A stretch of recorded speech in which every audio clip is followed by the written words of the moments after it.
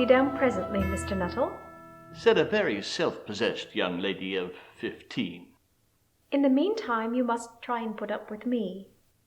Frampton Nuttall endeavoured to say the correct something which should duly flatter the niece of the moment without unduly discounting the aunt that was to come. Privately, he doubted more than ever whether these formal visits on a succession of total strangers would do much toward helping the nerve cure which he was supposed to be undergoing. When he had been preparing to migrate to this rural retreat, his sister predicted, "I know how it will be. You will bury yourself down there and not speak to a living soul. Your nerves will be worse than ever from moping. I shall just give you letters of introduction to all the people I know there. Some of them, as far as I can remember, were quite nice." Frampton wondered whether Mrs. Sappleton, the lady to whom he was presenting one of the letters of introduction, came into the nice division. "Do you know many of the people round here?" asked the niece when she judged that they had had sufficient silent communion. Hardly a soul. My sister was staying here at the rectory, some 4 years ago, and she gave me letters of introduction to some of the people here. "Then you know practically nothing about my aunt." Only her name and address.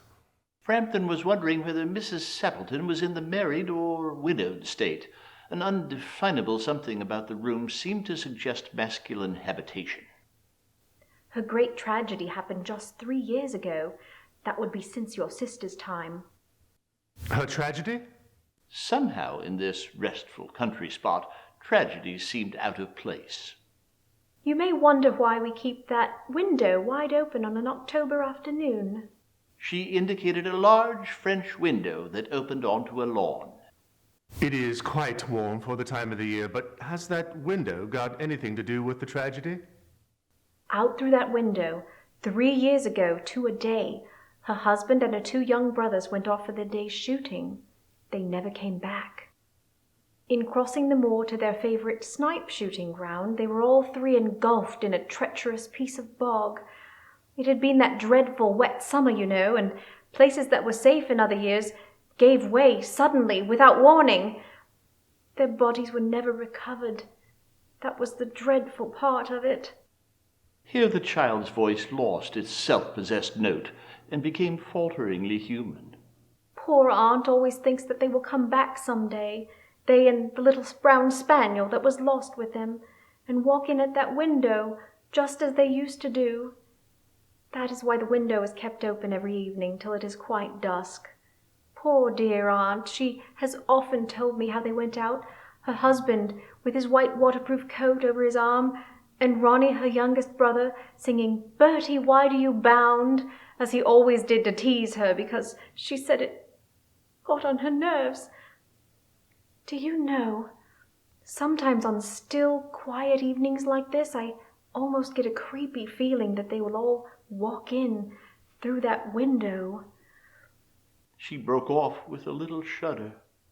It was a relief to Frampton when the aunt bustled into the room with a whirl of apologies for being late in making her appearance. "I hope Vera has been amusing you." She has been very interesting. "I hope you don't mind the open window. My husband and brothers will be home directly from shooting, and they always come in this way. They've been out for snipe in the marshes today, so they'll make a fine mess over my poor carpets. So like you menfolk, isn't it?"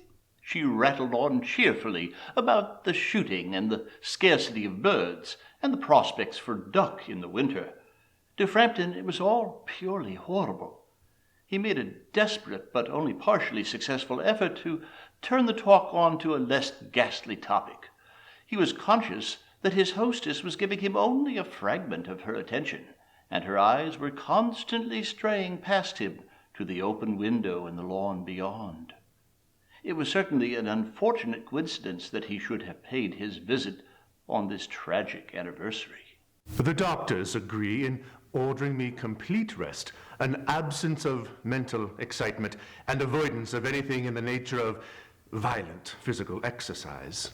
announced Frampton, who labored under the tolerably widespread delusion that total strangers and chance acquaintances are hungry for the least detail of one's ailments and infirmities, their cause and cure. On the matter of diet, they are not so much in agreement. No? Said Mrs. Sappleton, in a voice which only replaced a yawn at the last moment. Then she suddenly brightened into alert attention, but not to what Frampton was saying. Here they are at last, just in time for tea, and don't they look as if they were muddy up to the eyes? Frampton shivered slightly and turned towards the niece with a look intended to convey sympathetic comprehension. The child was staring out through the open window, with a dazed horror in her eyes. In a chill shock of nameless fear, Frampton swung round in his seat and looked in the same direction. In the deepening twilight, 3 figures were walking across the lawn towards the window. They all carried guns under their arms, and one of them was additionally burdened with a white coat hung over his shoulders. A tired brown spaniel kept close at their heels. Noiselessly they neared the house, and then a hoarse young voice chanted out of the dusk, "I said, Bertie, why do you bound?" Frampton grabbed wildly at his stick and hat. The hall door, the gravel drive, and the front gate were dimly noted stages in his headlong retreat. A cyclist coming along the road had to run into the hedge to avoid imminent collision. Meanwhile, the bearer of the white mackintosh had come in through the window. "Here we are, my dear. Fairly muddy, but most of it's dry. Who was that who bolted out as we came up?" A most extraordinary man, a Mr. Nuttall, could only talk about his illnesses, and dashed off without a word of goodbye or apology when you arrived. One would think he had seen a ghost. I expect it was the spaniel. He told me he had a horror of dogs.